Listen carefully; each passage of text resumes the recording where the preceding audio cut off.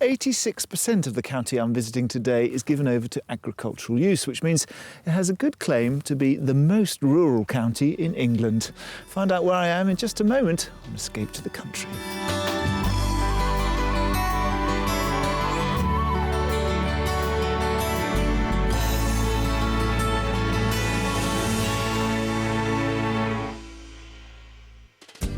On today's show, we'll be getting ecological as we help a couple to realise their green country dream. Coming up, we've got some incredible properties that make the grade. Another box ticked. Yeah. And others that make them giddy. Yeah, lighting up in the eyes. I like that. But will it all end in carnage? This And then property... you're going to make my life murder. No. Today I'm in Shropshire, and this county really has been formed by its agricultural heritage. There are still 7,000 active farms here, and this one, home to these beautiful native breed Aberdeen Angus cows, eating away.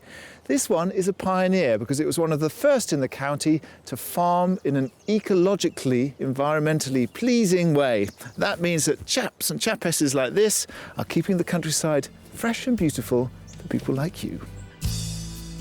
Lying shoulder to shoulder with the Welsh border, Shropshire may be one of England's quietest corners, as it's one of the most sparsely populated and rural counties in the country. The Shropshire Hills to the south are designated an area of outstanding natural beauty and cover 300 square miles of undulating ranges and river valleys. The county is dotted with attractive towns and villages. One shining example is Ludlow. Renowned for its culinary excellence and enchanting architecture, it has over 500 listed buildings and was described by the poet John Betjeman as the perfect historic town. When it comes to property prices, Shropshire is definitely a county in two halves. The south, which is more picturesque and rural, is more expensive. An average detached house there costs £304,000. And because stock is limited and demand high, prices are already going back up to pre-credit crunch levels. Now, the north was much more badly affected by the economic slump, and even though it's well connected to the big industrial centres in the Midlands, it has got lower house prices, about £50,000 less than those in the south. So, although the south is more desirable, if you go north, you're going to get a lot more property for your money. For a premium price tag of £1.1 million, this exquisite 7-bedroom country house sits far north into the county near Oswestry. It's set in over 7 acres of land and also has generous accommodation inside, which is arranged over 3 floors. There are a whopping 16 acres surrounding this modern 5-bedroom property in Shrewsbury, on the market for £695,000. The upside-down layout places the open-plan kitchen and living areas on the first floor to provide elevated, far-reaching views across its own land and beyond. And lastly, in the rural outskirts of Church Stretton, this attractive stone and timber house started life as a school and has been converted to create a unique 4-bedroom home. Costing £400,000, it features a stylish kitchen and the main reception really maximises its individual character features. You see, Shropshire has beautiful property and landscape, just the antidote for a high-stressed, fast-paced city life, which is exactly what we need this week. Practice nurse Anna and her husband Richard have lived in their comfortable 4-bed family home in Berkhamsted for the past 6 years, perfectly placed to commute into London for Richard's banking job. But after re-evaluating their priorities, Richard quit the city last year, and they've been busy hatching a plan which they hope will bring business right to their front door. I think ideally I would like a house that was 3 to 4 bedroom, where you could have a couple of rooms for bed and breakfast. Then I think we need some outbuildings that have the potential for development into self-catering accommodation, and then some land for further expansion beyond that if we're going to be building sustainable eco-lodges in a beautiful environment. An interesting project, but how much land do they need for their eco-lodge business? I think the minimum amount of land that we're looking for is at least 5 acres, and ideally 20 or more. But I don't know how we're going to get on with that in our budget. No. And I'm not sure how we'd manage that either. They've decided to start up this new venture in Shropshire. But why do they think it will provide the perfect location for this project? The county itself is a beautiful county with lots of access to other counties around it. So for us, I think it's quite ideal, actually, ideal. I don't think any of our daughters want us living at the end of the road. So actually, I think living in Shropshire will be just about far enough from them. Now that their 3 daughters have flown the nest, they're hoping for more quality time together. So aside from guest accommodation, what kind of living quarters will provide their own sanctuary? I'd love a house that was detached, light and airy with character features, open fires, a range cooker, a big family area where all the children could come and conjugate, because this, in our house, is where we live the most. Major renovations have allowed them to double the footprint of their current home. So will they be up for that sort of challenge again? I'm prepared to go from a wreck to something that's immaculate, so long as it's got the potential for all the other bits. But, you know, Anna's probably going to be a bit more picky than I am. I'm not very happy to completely rough it and live in a mobile home. Well, the jury's out on the extent of renovations, and they're also undecided about whether to rent or sell their home. Let's hope that a local estate agent will help them make up their mind. This is a beautiful 4-bedroom family detached home in a very sought after location in Berkhamsted. It's been extended and finished to the highest standard. With that in mind, you'd be looking in the region of £1,050,000. So, how much will they have to spend on the new enterprise in Shropshire? Our budget is £750,000. Richard and Anna's is a great story because not only do they want a lifestyle change and a house in the country, but they've got a good business proposition. They've done their maths as well, because £562 million comes into Shropshire every year from the tourist trade, and half of that comes from the 1.3 million people who stay overnight. So the eco-lodges could really work. The difficulty for me is that I have to find them enough land to build the lodges and some outbuildings to convert, and of course a house for them to live in too. A strong client base is essential for Richard and Anna's ambition, but location will be a key factor. So we'll be focusing our property search in the beautiful countryside towards the south of the county, between the big tourist draws of Shrewsbury and Ludlow. We've got some great properties lined up, each offering a variety of opportunities, but I'll keep them guessing as to the cost. Of course, there's the mystery house, where they may have to stretch their gaze further west to get the biggest business for their buck. Welcome to Shropshire. Got you out to the countryside. How does it feel? Is this a dream that you've been thinking about for a long time? It feels like I've had a 25-year break from what I really wanted to be doing, working in the city. This is really a dream, and it really is an opportunity to do something that I think we've been hankering after and talked about for a long time. Let me just talk briefly about the budget, because you are selling your house now. Mm-hmm. And 750 is still the budget. Yes. But does that include the cost of building all the eco-lodges, or what does that include? I think it's a phased kind of operation, really. Initially, I think we need some income to supplement Anna's nursing income, which is not huge. So if we have bed and breakfast, that will provide us the sort of stability and the comfort that we've got some income coming in. If we then move to the next phase of having some outbuildings that we can convert to self-catering accommodation, then that's the next stage. And then if there's the land for the further expansion of the eco-lodges, that gives us time to think about the designs, do more research, and go from there. Oh, you're laying it on my shoulders today. We are. 3 stages I have to cater for. Let's go and look at some properties. Thanks. For a top budget of £750,000, Richard and Anna are looking for a project in South Shropshire.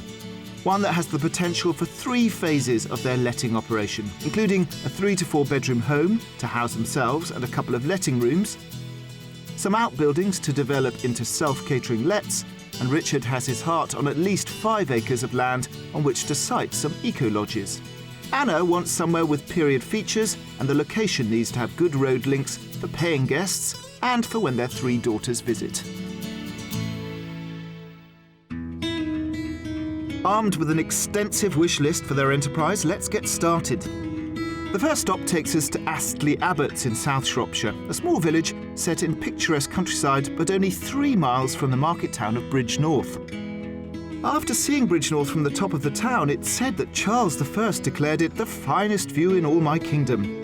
By braving a trip on the Cliff Railway, that vista can still be enjoyed today. It's plenty going on here for potential clientele, and the streets are lined with fine period houses, many of which date back to the 16th and 17th century. And when the many attractions have been exhausted, the luscious rural outskirts of Astley Abbots are the perfect retreat, and that's where our first property can be found. Comprising of a gorgeous black and white farmhouse and 2 brick timber barns, I think this place definitely delivers the period features Anna is looking for. Come along, you two. You gave us quite a tough brief, and I have to say, without blowing our own trumpet, I think we've done pretty well with this first property. What do you think?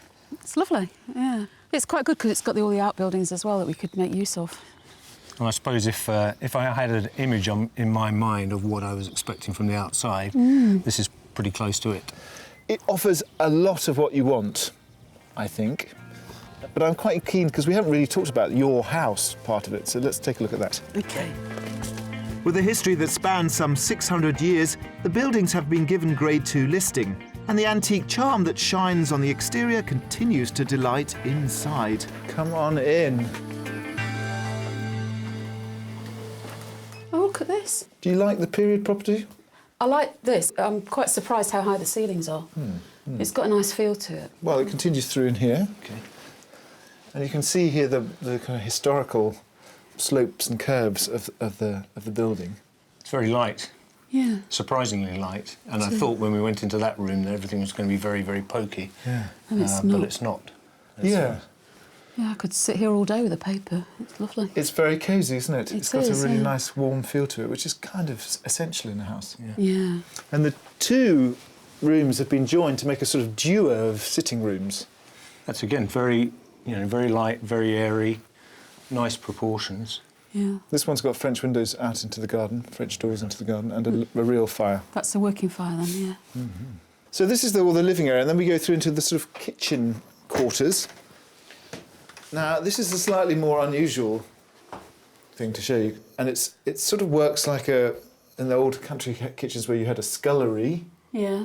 and then a kitchen. Oh. So this is one bit of the kitchen, and then this is the other bit. Slightly unusual. So essentially, this is where you cook, and that's where you prepare. That's the traditional way. For us, if it was just the 2 of us, this would work well. But I do envisage this much more as a house to let out, depending on what we would do with the barn conversions. Gosh, that's quite revolutionary, because obviously when we show people property on Escape to the Country, they want a house to live in, but you're essentially saying you're going to give up the best bit for the guests. Yes, yeah. And live in the shed? Is it the best bits? Because it depends on what we do with the barn conversion. True. But I think this house has got bags of character. It's got a lovely homely feel and ticks lots of boxes for anybody coming on holiday. I'd love to stay in a place like this on holiday. So immediately they're thinking with their heads, not their hearts. If they can bear to give up the chance of living here themselves, there's no doubt that this would make a luxurious rental proposition.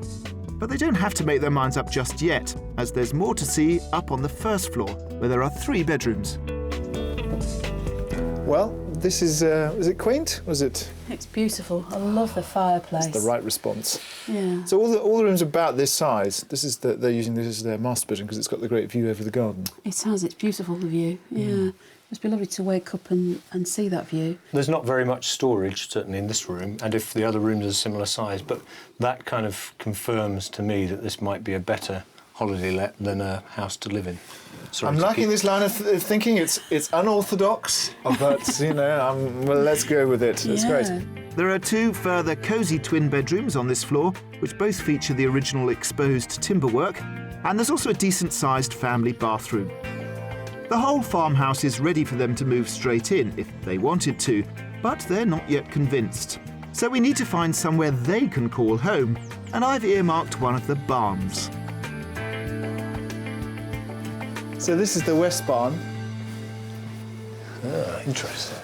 Now, all of the space has planning permission, and actually they've already converted the other end into a kind of little self-contained annex. Cogwheels are whirring now. Yeah. I think you could live in here, let that one, do that one up, and then you've got two to let, one to live in. I can really see this with the range and the nice cosy Well, armchair. actually, the more you talk about it, the more convincing your argument sounds, actually. of moving it. But this would be perfect. This would make a really good family area that you'd use a lot. That's both guest and living quarters sorted. The buildings have definitely ticked the boxes for Phase 1 and 2, which just leaves Phase 3, the land. In total, there are 3 acres here, so I think it's high time we talked eco-lodges. As it stands in South Shropshire, where we are, in order to build the eco-lodge that you want, you'd have to apply perhaps for change of use of the land. And I was thinking that you could do, one long lodge, 3 with 3 things, and I'm sure you've already thought of 1,000 different options. What do you think?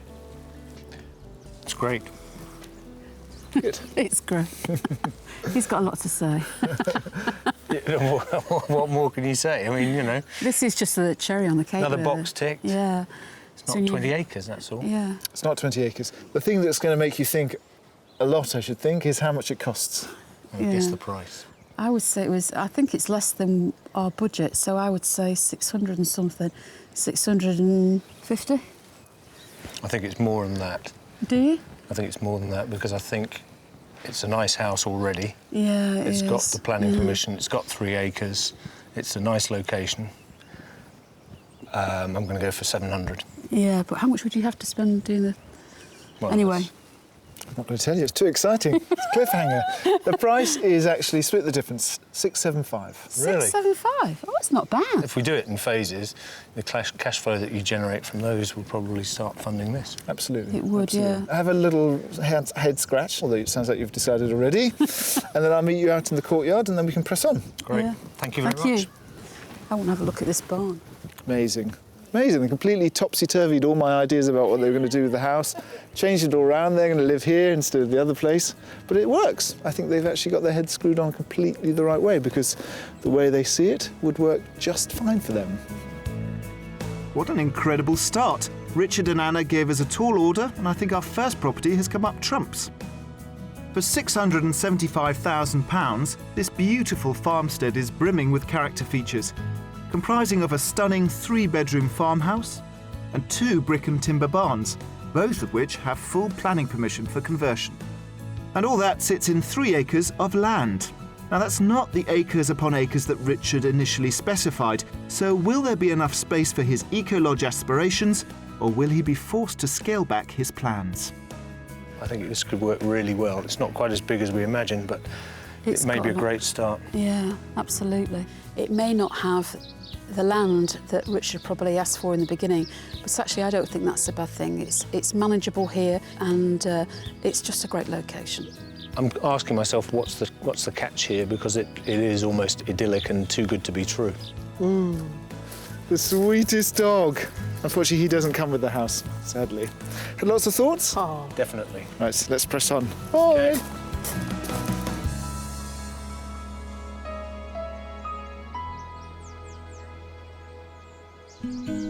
Richard and Anna's dream of creating a sustainable sanctuary in rural Shropshire means they'll want to be within easy reach of some attractions to engage their guests. So earlier in the week they met up with Helen Cromarty to tour the town of Much Wenlock.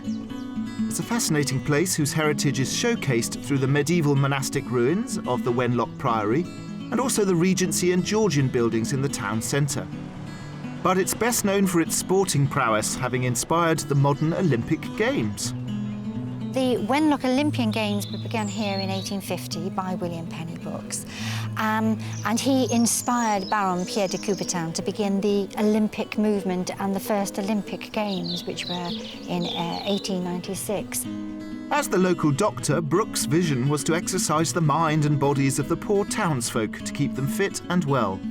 More than 100 years later, the Wenlock Games are still an annual fixture that could provide a good source of income for our budding hoteliers. Yes, we get between 2,000 to 5,000 spectators and competitors. Good years is 5,000, you know. But that's the time when accommodation here, bed and breakfast, etc., is at a prime. It's really a necessity. Yes, yes. Well, that's worth knowing, isn't it? Yes. It is, yeah. A demand for lodgings is a priceless insider tip. But before they cash in, Richard and Anna have come to the foot of the Shropshire Hills near Ludlow to meet Kate Grubb at her eco-holiday let, to give them an idea of what's involved. Well, I built this 6 years ago. This is a simple timber frame, and then it's insulated with sheep's wool, lined with reeds, and then plastered with lime plaster on the inside, and then clad with larch on the outside. Ecolets come in all shapes and sizes and can be constructed from a variety of materials, which should be environmentally friendly and sourced locally where possible. And the same goes for all the furnishings and utilities inside. But it's essential to understand the target market before committing to build. There's now enough scope and enough people interested in taking a holiday like this that you can have a budget holiday, you could have a luxury holiday, you can have all the way in between. Brits spent an extra £7 million holidaying on home turf last year, and tapping into the eco-tourist trade in South Shropshire is a good choice of location, as the county currently has a policy to support environmentally conscious developments like ecolets. But it's our challenge to find Richard and Anna the land to build them. We may have shown an extremely tempting proposition in the form of our first property, but there's still plenty more to see. So we're heading west into the countryside that surrounds the small town of Bishop's Castle, just over a mile away from the Welsh border. With a few shops and places to eat and drink, the pretty agricultural scenery of Bishop's Castle may be just the ticket for visitors who value peace and quiet. A short drive out of the town into glorious unspoilt territory takes us to our second home. And this place has definitely got the upper hand when it comes to terrain, as it's approached by a very long private drive across its own land, which totals some 9 acres of breathtaking landscape as far as the eye can see. So here we go. As you can see the house from the outside. It's a Welsh longhouse, and it was built probably Victorian 1840s, I should think. I quite like the look of it. Have you given us a bed and breakfast? Because it seems to have a lot of rooms. Can Anna ever take her mind off work? This house actually doesn't operate as a B&B. The business side comes later. Rather, it started life as a farmer's cottage, which has been modernised over time to create an attractive family home. Come on in. I'll go straight into the kitchen. Well. Oh, this is nice. This is good. I like this. You've got a proper utility room and a very big pantry. Oh, a walk-in pantry. Walk-in pantry. Lovely. Lighting up in the eyes. I like that. Very good. And what's also interesting is that there is planning permission, recently approved, to extend. Wow, this isn't listed. It's not. Great. An extension could be useful to add extra living areas, but as it stands at the moment, there's still plenty of reception space. Here's the sitting room. Lovely. I like the French doors. Looking out. It's a nice room. I like the proportions. It doesn't sort of hit me in the same way as, I don't know about you. There was that first property we looked at. There was real external visual appeal. Yeah. I think the way it was laid out around the courtyard. It was very good. This is all in one dimension almost. It's one room deep. You know, and it's just a different. It's just a different layout. Should we see to the end? It continues through to the study. Purpose-built bookshelves. I like this. I like this. This is very good, actually. I like this space. I think there's going to be some competition for this space. That's the only problem, wouldn't it? Well, you could take out this bookshelf and put a desk there, so one person has a view down that side of the valley, another one. No, this is going to be my room. Well, we could have a fight on our hands as to who gets the study, and what's more, we've had no mention of guests yet. So we'll continue to explore upstairs, where there are 4 bedrooms. To one end lie 2 double rooms, a single, and the family bathroom. And at the other end is the largest bedroom. But will they be resting their heads here, or will it be for rental? We've got a very swanky master suite, big ensuite bathroom. And the bedroom. I like this. I like the way it's decorated. I like the way it was decorated downstairs, and I like the way it's done up here. Yeah. I don't know if we get on. I think we have to give this to the guests. Right, so you're already planning who you could give it away to. Well, you could, because if you're having this as B&B, this would be your guest room because you've got the ensuite. Ah, the guests have won again. The tour inside is over, and it seems this beautiful house hasn't persuaded them to doff their business hats in favour of a more comfortable retirement. So we better get outside and size up those 9 acres. There aren't any outbuildings here, but I want to talk about alternative opportunities the land could present. This is a different option from the first house, which offered you phase 1, 2, 3. Here we've got phase 1, the house where you can live, Yeah. with amazing views. Absolutely, yeah. And you could just stop there, if you like. We could just Yeah, I'd stop be very there. tempted to pull up the drawbridge and forget phase 2 and phase 3. And not bother working at all. Yeah. Yeah. Well, that's interesting you should say that, because that's phase 1, and what I'm suggesting is that you actually skip on to phase 3, which is the eco-lodges. OK. So you're missing out the bit that's hard work. But what happened to the holiday annex? What skip was that? Well, the reason you needed the holiday annex was why? Oh, To fund stage 3. Yeah. To fund stage 3. OK. Yes, that's true. Bear that in mind, and let's talk about the price of this. Oh, that is interesting. Amazing house. What do you think it's on the market for?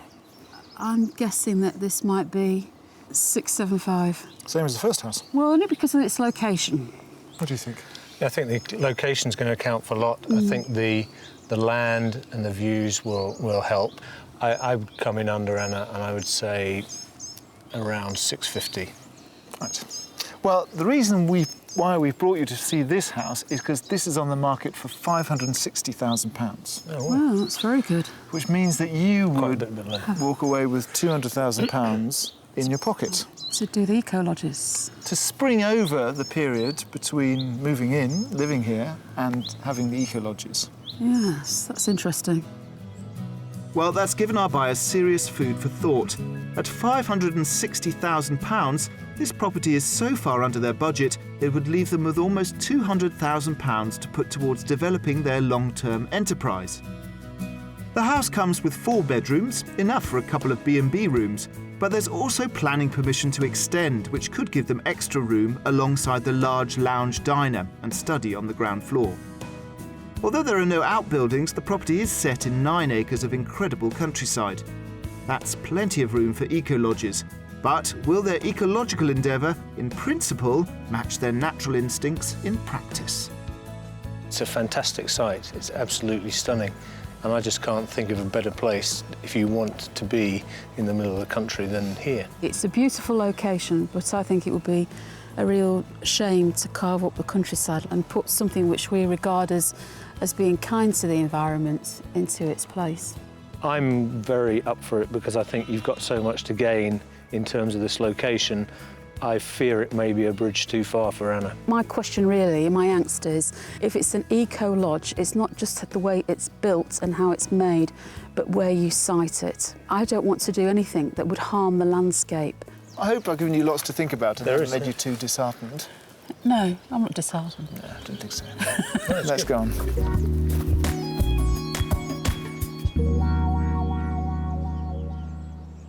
As the sun sets on what's been a very thought-provoking time in Shropshire, the first day of our house hunt draws to a close. With a budget of £750,000, Anna and Richard want to swap Berkhamsted's commuter belt for a more sustainable lifestyle in Shropshire. Our tour so far has given them 2 fantastic properties with near clairvoyant precision.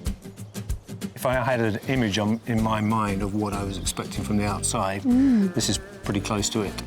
But coming up in the mystery house, who could have foreseen that Richard would be banished? You'll be living with the geese, dear. Things are hotting up in this property search. We love that. Anna's a bit more keen to move into something that's ready-made, ready to have some guests come and pay.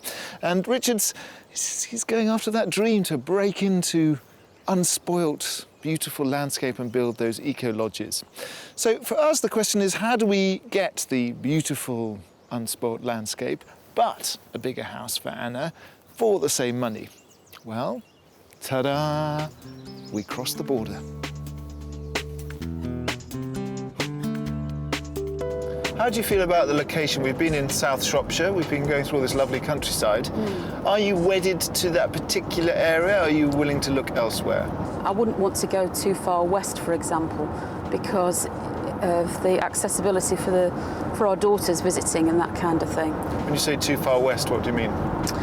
Wales. Anna's fear is about to come true, as we are indeed venturing even further west out of Shropshire, out of England, and into Wales.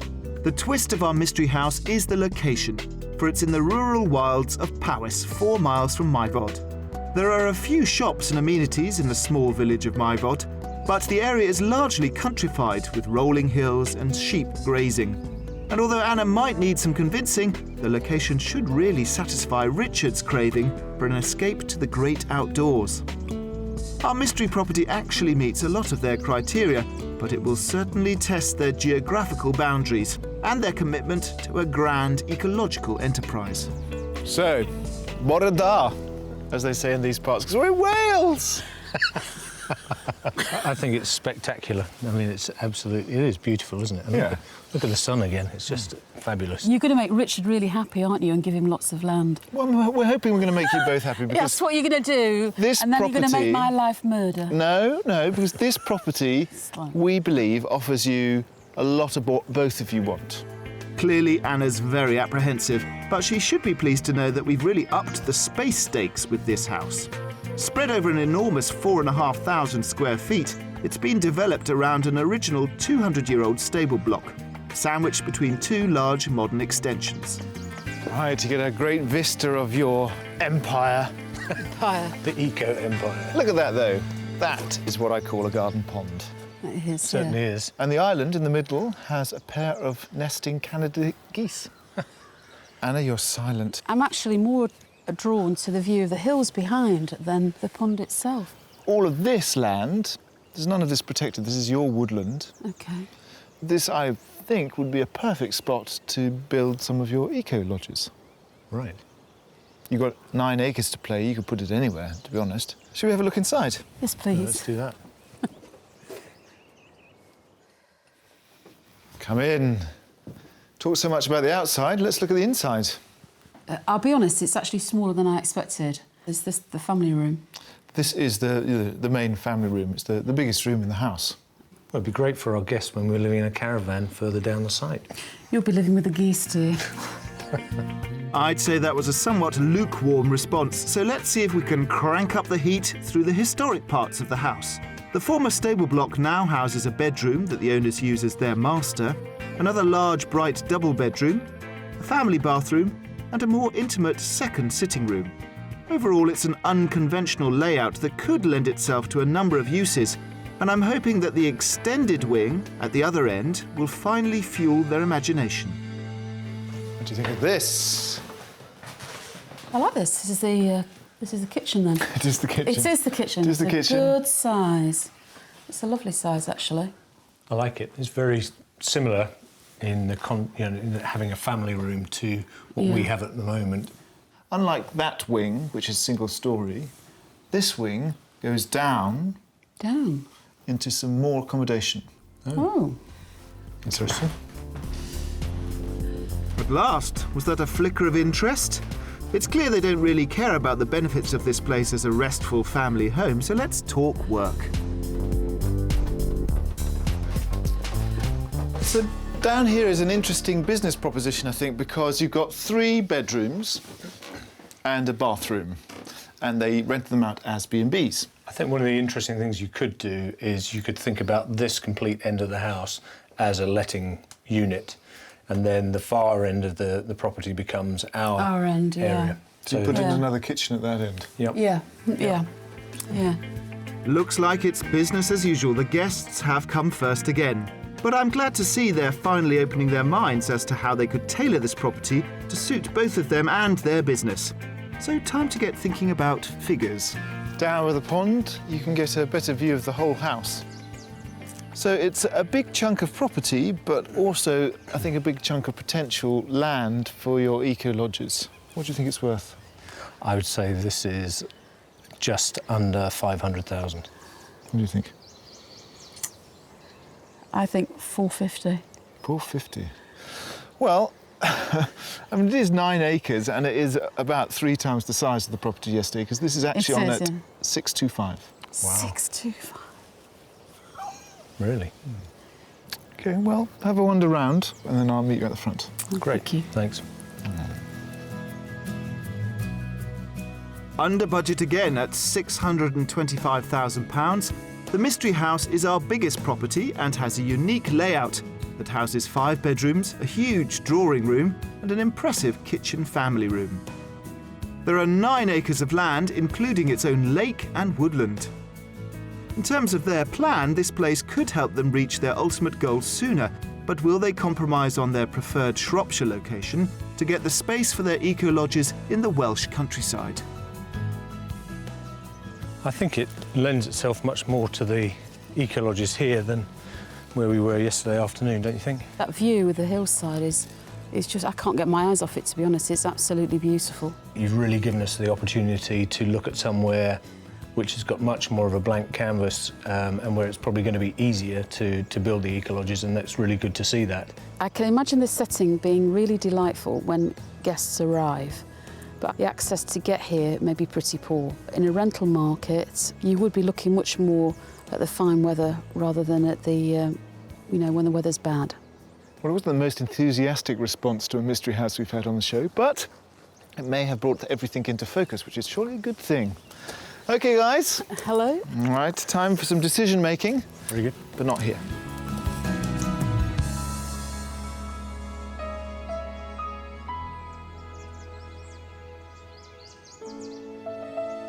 During the week, I couldn't miss the opportunity to visit a farm on the Weald Moors near Newport, which is one of the first and one of the largest farms in Shropshire to take up the government-funded higher-level stewardship scheme. With biodiversity under threat through the rise of modern and more intensive farming techniques, this scheme was originally designed in 1991 and aims to support farmers financially so they can operate in a more environmentally friendly and sustainable way. I'm meeting up with the farm's owner, Georgina Dobson, to find out more about this initiative. What does it mean for the countryside? What's the benefit of the scheme? Well, basically, it's meaning that the environmental resources that we've got on the farm aren't being depleted, and hopefully they're getting enhanced. Having things like hedgerows isn't really economically viable. They're not, it's a lot cheaper to go in and just put a post and rail fence in. And if we were being driven solely by the economics of it, all of those things would have suffered and the wildlife would have suffered.